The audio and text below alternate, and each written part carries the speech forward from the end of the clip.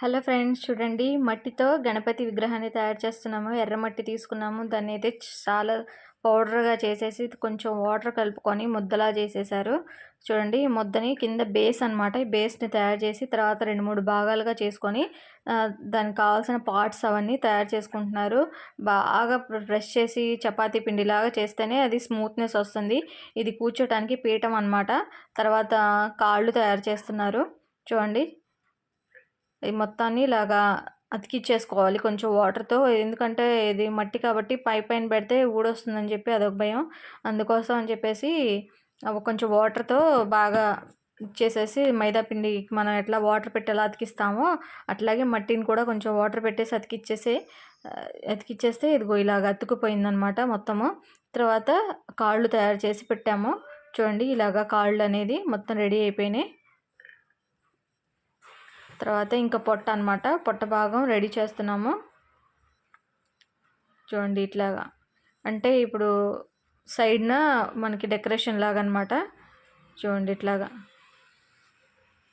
ఇలా పుల్లతో సన్నగా డెకరేషన్ చేసుకొని ఇప్పుడు ఇదంతా పొట్ట భాగం. పొట్టకి ఏంటంటే చుట్టూతో మనం బాగా ప్రెస్ చేసేసి అతికిచ్చేసుకోవాలి వాటర్తో ఊడిపోకుండా. చూడండి ఇట్లాగా ఇలా హోల్ చేసేసి అది బొడ్డు అనేది పెట్టేసుకోవాలి అలాగా హోల్తో. తర్వాత మెడ పార్ట్ అనమాట ఇది. ఆ మెడ పార్ట్ కూడా ఇలాగే తయారు చేసుకున్నాము. అదైతే చిన్న ఉండ చేస్తున్నారు చూడండి ఇక్కడ చిన్నది. అదైతే కనుక లడ్డు అనమాట. తర్వాత ఇది హెడ్ పార్ట్ రెడీ అయిపోయింది. హెడ్ తర్వాత ఇదనమాట తొండం. చూడండి ఇది ఫైనల్గా చూడండి ఇట్లా అయిందనమాట. దాన్ని డెకరేషన్ చేసుకుంటూ వస్తే తర్వాత చెవులు పెట్టేసాము. చెవులు కూడా చాలా జాగ్రత్తగా పెట్టామన్నమాట. చూడండి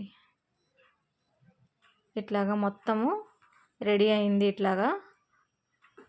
కాకపోతే కింద పాటు కొంచెం ఊడొస్తుంది. బేస్ వేసింది, దాన్ని మళ్ళీ బేస్ వేయాలని చెప్పేసి మళ్ళీ వేరేది తయారు చేస్తున్నాను అనమాట. పైన కిరీటం అనమాట. వినాయకుడు కిరీటం ఉండాలి కాబట్టి కిరీటాన్ని అది పెట్టేసామన్నమాట.